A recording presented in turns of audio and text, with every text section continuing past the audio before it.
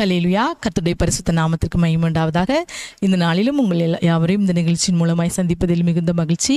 இன்றைக்கு இயேசப்பா உங்களுக்கு கொடுக்கிறதான வார்த்தை சங்கீதங்களின் புஸ்தகம் 90வது அதிகாரம் 17வது வசனம். எங்கள் தேவனாகிய ஆண்டவரின் பிரியம் எங்கள் மேல் இருப்பதாக, எங்கள் கைகளின் கிரியைகளை எங்களிடத்தில் உறுதிப்படுத்தும். ஆம், எங்கள் கைகளின் கிரியையை எங்களிடத்தில் உறுதிப்படுத்தி அருளும். ஆமேன். இது தேவனுடைய மனுஷனாகிய மோசேயின் ஜெபமாய் இது எழுதப்பட்டிருக்கிறது. மோசே கர்த்தரை நோக்கி ஜெபம் பண்ணுகிறார்.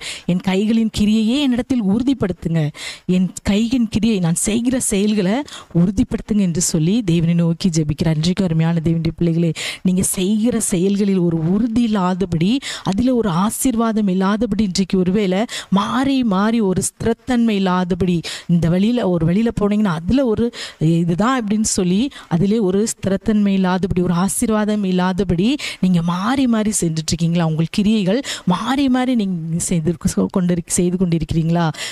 அதனால் உங்களுக்கு ஒரு ஆசீர்வாதம் இல்லாததுனால இங்கே கொஞ்ச நாள், இதை கொஞ்ச நாள், அதை கொஞ்ச நாள் என்று சொல்லி மாறி மாறி அதில் ஒரு உறுதி இல்லாதபடி நீங்கள் போயிட்டுருக்கீங்களா? உங்கள் பாதையில் உறுதி இல்லாதபடி, செய்கிற வேலையில் உறுதி இல்லாதபடி, இன்றைக்கு அதில் ஒரு உறுதித்தன்மை இல்லாதபடி இருக்கீங்களா?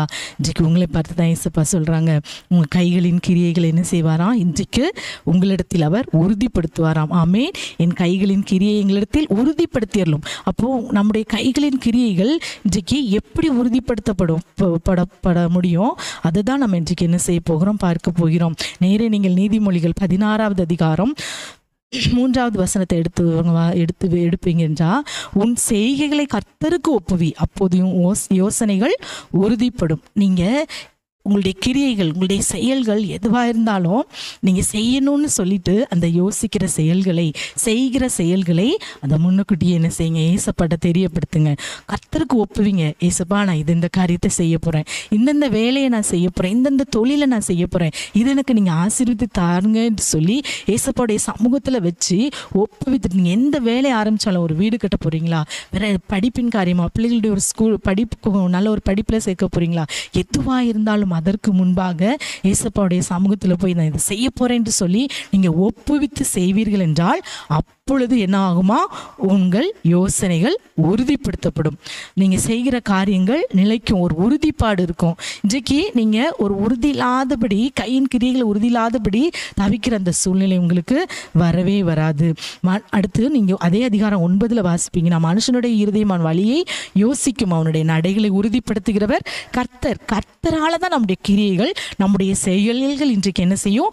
உறுதிப்படுத்தப்படும். அது வாய்க்கவும் செய்யும். யாரால தான்? கர்த்தரால தான். நம்மளால ஒன்றுமே முடியாது. நம்ம வேணா யோசிக்கலாம் இதை செய்யலான்னு, ஆனால் அதற்கு மேலே அதில் வெற்றியை கொடுப்பது யாரால தான்? கர்த்தரால தான். நீதியினால சிங்காசனம் கூட ஸ்திரப்படுத்தப்படுமா? ஒரு சிங்காசனமே நீதியாக இருக்கும்போது ஸ்திரப்படுத்தப்பட முடியும் என்றால், உங்கள் வாழ்க்கையில் நீங்கள் செய்கிற கிரியைகள் கர்த்தரால் என்ன செய்யும்? இன்றைக்கு உறுதிப்படுத்தப்படும், நீதியினால் உறுதிப்படுத்தப்படும். ஆமேன். நீங்கள் வாசிப்பீங்கன்னா யோபு 17:9, நீதிமான் தன் வழியை உறுதியாய் பிடிப்பான், சுத்தமான கைகள் உள்ளவன் மென்மேலும் பலத்து போவான். இன்றைக்கு கேட்டுக்கொண்டிருக்கிற அருமையான தேவனுடைய பிள்ளைகளே, உங்களுடைய கிரியைகள், உங்களுடைய செயல்கள் அது உறுதிப்படுத்தப்பட போகிறது. அது மென்மேலும் என்ன செய்ய போகிறதா? பலப்பட போகிறது. உங்கள் கிரியைகள் மென்மேலும் பலப்பட போகிறது. மென்மேலும் நீங்கள் ஆசீர்வதிக்கப்பட போகிறீங்க. நீங்கள் ஒருவேளை செய்கிற செயல்களினால், செய்கிற வேலையினால் எனக்கும் ஒரு ஆசீர்வாதம் இல்லை, குடும்பத்திற்கு ஒரு ஆசீர்வாதம் இல்லைன்னு சொல்லி நீங்கள் இப்போது தவித்து கொண்டிருக்கலாமா? நான் நீங்கள் நீதிமானாய் மாறுவீங்க. நான் நீதியினால் சிங்காசனம் ஸ்திரப்படும். கர்த்தரால் உங்கள் நடைகள் உறுதிப்படுத்தப்படும். கர்த்தர் உங்கள் நடைகளை உறுதிப்படுத்துவார். அடுத்து நீதியினால், நீதிமான் தன் வழியை உறுதியாய் பிடிப்பானா? யார் யார் நீதிமான்களாய் நீங்கள் வாழ்கிறீங்களோ அவங்க உங்கள் வழியை என்ன செய்வீங்க? உங்கள் கிரியைகளை, உங்கள் செயல்களை, உங்களுடைய வாழ்க்கை பாதையை, வேலைகளை என்ன செய்வீங்க? உறுதியாய் பிடித்துக்கொள்ளுங்க. அதை உறுதியாய் பிடித்துக்கொள்வீங்க. கர்த்தர் கொடுக்குற ஆசீர்வாதத்தை உறுதியாய் நீங்கள் பிடித்துக்கொள்ளுங்க. யாரா? நீதிமான்களா? அப்போ இன்றைக்கு உங்கள் கையின் கிரியைகள் ஒரு ஸ்திரத்தன்மை அடையும்படி, உறுதிப்படுத்தப்படும்படி, மாறி மாறி அதையும் இதையும் போட்டு செஞ்சு குழப்பிட்டு இருக்காதபடி, இன்றைக்கு ஒரு நேரான பாதையில் நீங்கள் நடந்து உங்களுக்கு ஆசீர்வாதமாய், குடும்பத்திற்கு ஆசீர்வாதமாய் நீங்கள் மாறணும்னா, கர்த்தரை முதலாவது முக்கியப்படுத்துங்க. அது அடுத்து நீங்கள் செய்கிற செயல்களில் நீதியாயிருங்க. நீதியுள்ள செயல்களை செய்யுங்க. கள்ளத்தராசு கர்த்தருக்கு அருவருப்பானது. செய்கிற வேலைகளில் இந்த கைகளில் சுத்தமுள்ளவர்களாய், பரிதானம் வாங்காதபடி, லஞ்சம் இந்த மாதிரி காரியங்களுக்கு நீங்கள் உடன் போகாதபடி, ஒரு நீதிமானுக்கு எப்படி யாரெல்லாம் நீதிமான் என்று சொல்லி வேதத்தில் அழகாக எழுதி வைக்கப்பட்டிருக்கிறது. அப்படிப்பட்ட அந்த நீதிமானாய் மாறுபடி உங்களை ஒப்பு கொடுப்பீங்கன்னா இன்றைக்கு உங்கள் கைகள் உறுதிப்படுத்தப்படும்.